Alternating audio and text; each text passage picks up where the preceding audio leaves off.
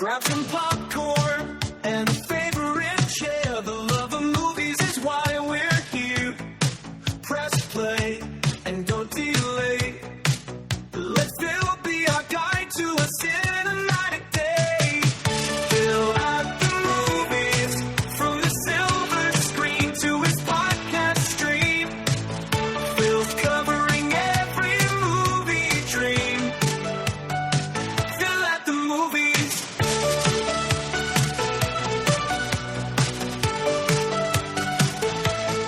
Phil at the movies. And hello, my friends. Welcome back to another episode of Phil at the Movies. I am, of course, your host, Phil, and you are listening to show number 182 of this ongoing podcast that is, you guessed it, for the love of movies. And what a love of movies I had this past weekend. Here in the great state of New Hampshire that I happen to call home sweet home, I was able to get a ticket for the Telluride by the Sea Film Festival. This is sort of a companion, if you will, to the Telluride Film Festival that happens every year.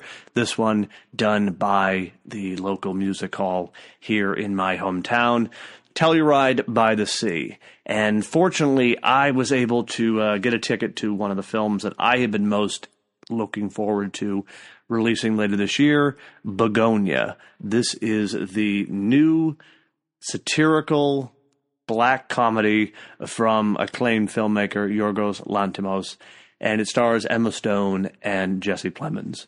Now, I am going to hold my thoughts and review for this film. I have actually written a review, which I will include in the show notes if you are just burning with desire to know my thoughts on the particular film. But I will save my review for this show later on, probably within the next month or so after the film releases. Again, I was really grateful to be able to get a ticket to see this film, and I will just say this.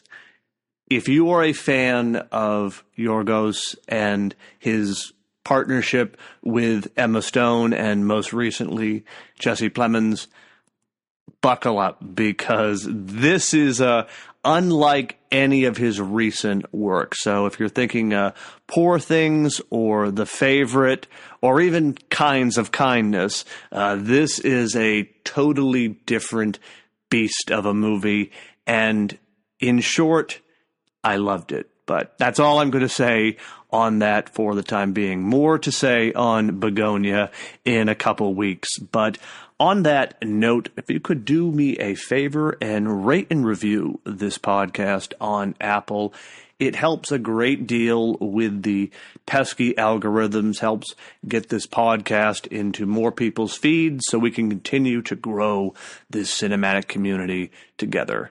And as always, I am grateful to you, the listeners, you, the friends of this show, for tuning in week after week.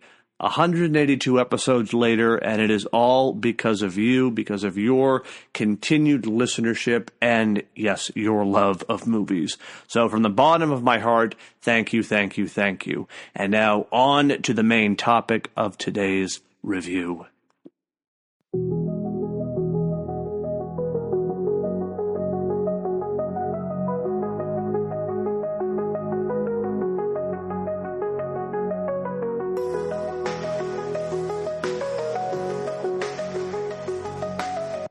All right, everybody, a little mood music to set the stage here.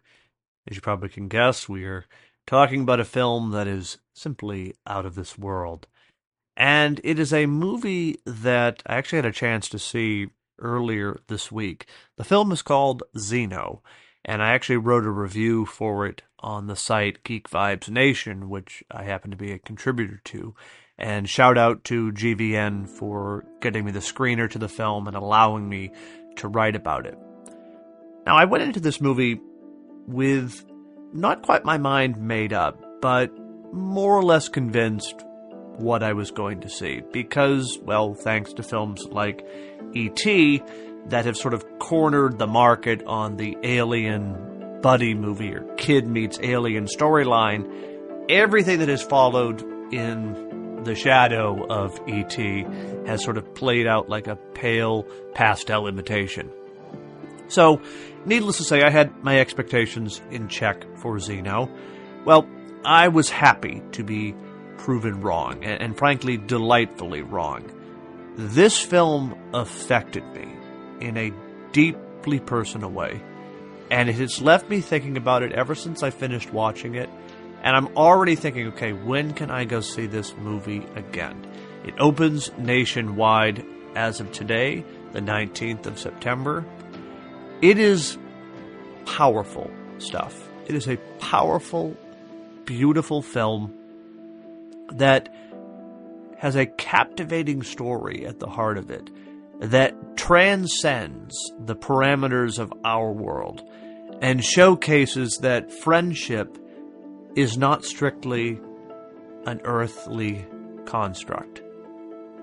I mean, these kind of films, in a lot of ways, follow a similar pattern, but because of the raw nature of the performance, because of the special effects, and because of the gritty, on-the-ground level type storytelling, this film, in a lot of ways, is more than just an updated version of films that have come before it, but can stand on its own 2 feet as a beautiful story of friendship, and gets to that question of what does it mean not only to be human, but what does it mean to call something alien?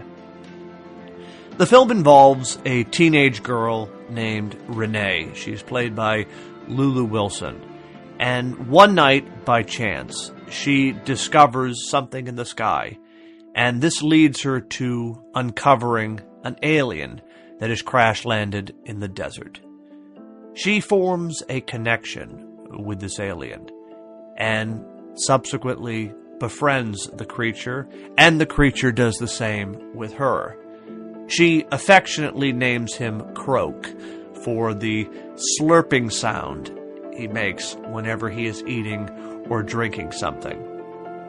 Well, of course, government agents are involved, one notably played by Omari Hardwick, and they are hot on the trail of Croak, forcing Renee to stand between her alien friend and the United States government.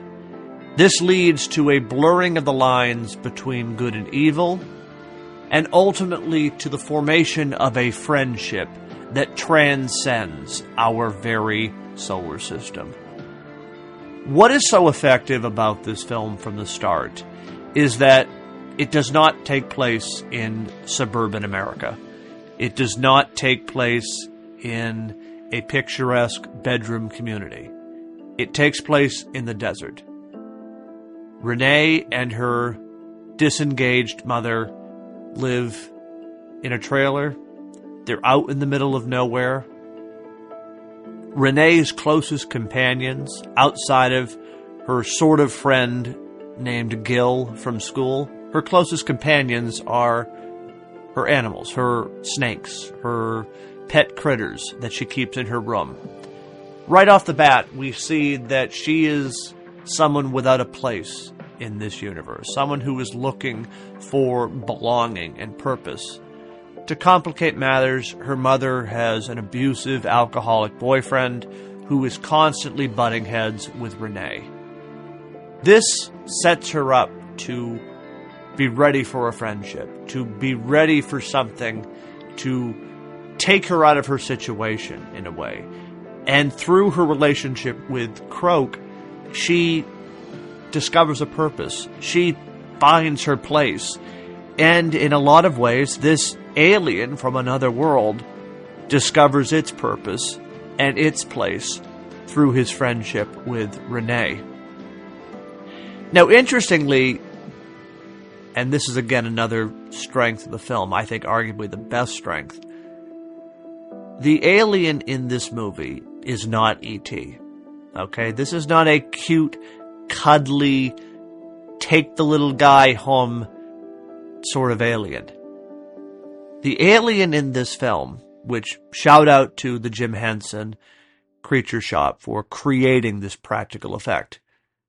But the alien in this film looks like something that Ellen Ripley would be doing battle with in a Ridley Scott film.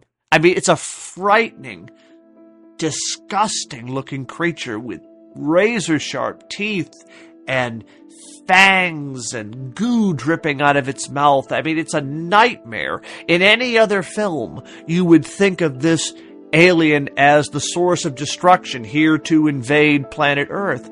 But that's not the case.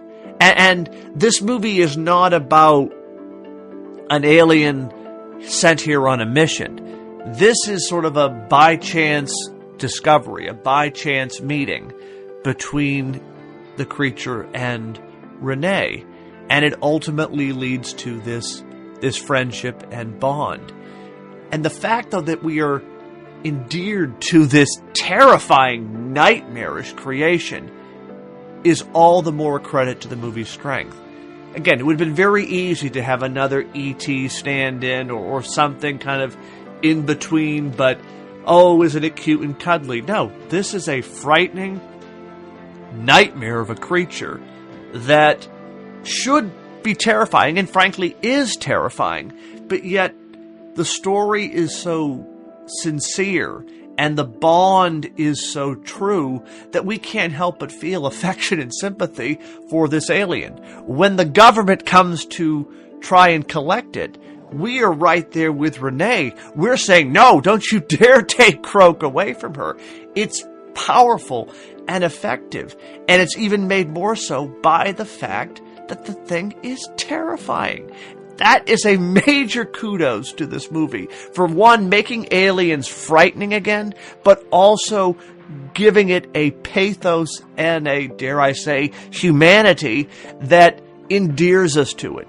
And that is, again, also a testament to the performance by Lulu Wilson, because she sells it. She makes us believe in Croak. She makes us feel like this creature has feelings, that it has a purpose.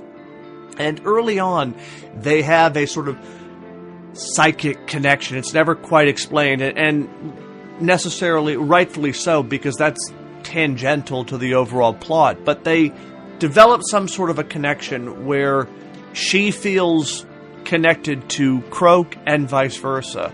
And later on in the film, when Renee has a run-in with her mother's abusive boyfriend, Croak senses that she's in danger and comes to her rescue. And in a lot of ways, the way Croak is treated in the film, it's almost as if she discovered a stray dog. And there's sort of that kind of innocence to it, where it doesn't understand its place. It hasn't been raised in a normal situation or environment, and therefore it's just reacting how a stray animal might react. You corner a dog or any stray animal, they're going to get defensive. They're going to get protective. You go for their friend, you go for their owner, they're going to go to the rescue and go into attack mode. And that's what we see happening with Croak time and again. And I love that the movie doesn't go out of its way to make Croak some bad creature. It's not sent there for world domination. Even the government agents in the film are not presented as inherently good or inherently bad. There's a lot of gray and nuance to all the characters. And I think that's also a testament to this being told through the perspective of this teenage girl, and how she is seeing the world, how she is interpreting events, and how she identifies with this alien. It's a powerhouse of a movie that just left me both inspired and devastated at the same time. And I won't go into full spoilers because the movie, as I said, opens today nationwide, and I frankly would encourage you all to go see it, because it's one of those films where, even though there's a lot of poignant and frankly heart-wrenching moments, there is a little bit of a feel-good quality to it, because it is so sincere, because it is so committed to telling a story of friendship and connection that we just buy into everything. We're right along for this ride. And I love that it manages to boil down what in any other circumstance would be probably a $100 million movie, but yet manages to make its point and be effective without all the bells and whistles. It is simply committed to telling the story of this relationship between this long-lost girl and, frankly, this long-lost alien, and how their worlds collide in this adventure that transcends the usual bounds of good versus evil and what it means to be in the right or in the wrong, but simply what does it mean to be human and what does it mean to be alien. I left this film, as I said, devastated and yet inspired. It really does work on multiple levels. And again, from the effective creation of Croak, this practical effect, the fact that it's a terrifying creature, but yet there's a heart of gold inside this monster. The fact that it looks frightening, but yet is really this endearing creature. That fact, coupled with the grounded and really pathos-laden performance and just pure grit from Lulu Wilson, you can't help but just be captured and carried away by this movie. And again, as I said at the start, I love to be proven wrong. I love to have my expectations flipped. And Xeno did that. Xeno took what we've seen before in films like E.T. or The Iron Giant or even a little bit of Free Willy and sort of spliced it all together, updated it for a modern context, and then really dug into kind of a ground level story that is just filled with heart and sincerity that you just can't help but connect with it. And that's how I felt watching it and how I felt even more so afterwards. Now, I will say a slight spoiler ahead. There's a post-credit scene in the film which does leave a lot of doors open for another installment, shall we say. And because of the way the film ends, I would be curious if they decide to pick up this thread down the line. Who knows? Maybe it won't happen. I mean, what we see here is a contained story and effective in its own right, that it doesn't need a sequel.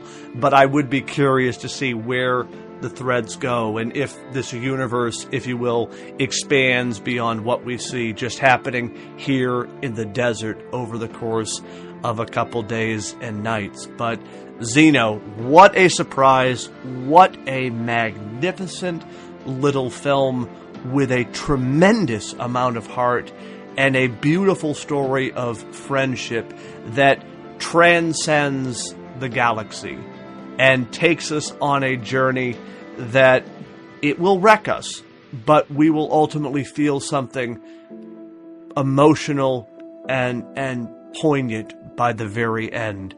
I frankly know this movie will be in my top 10 favorite films of the year. I enjoyed it that much. I don't consider myself necessarily a cynic per se, but as I said, with films like E.T. that kind of established itself and cornered the market on this particular storyline, I was a little skeptical, to say the least. But Xeno found a way to tell a different kind of story. And I think, again, it's a testament to making the alien a frightening, nightmarish creation, but one that we could ultimately connect with and steal our hearts. And then have a main character in Renee who is just looking for purpose, who is looking for her place in the world, and then ultimately finds it in the most unexpected and unexpected thing imaginable. Beautiful, beautiful, powerful stuff that in a lot of ways just makes you feel good inside. And I love it when a film can do that, even though there are some moments here that just absolutely wrecked me. I ultimately felt good after watching this movie. It's a special little film, and I really hope that more people have a chance to discover it and see it over the next few weeks, because this is one not to sleep on. It really does tell a worldly and otherworldly story that grounds itself in a way where it feels like we're watching a slice of life.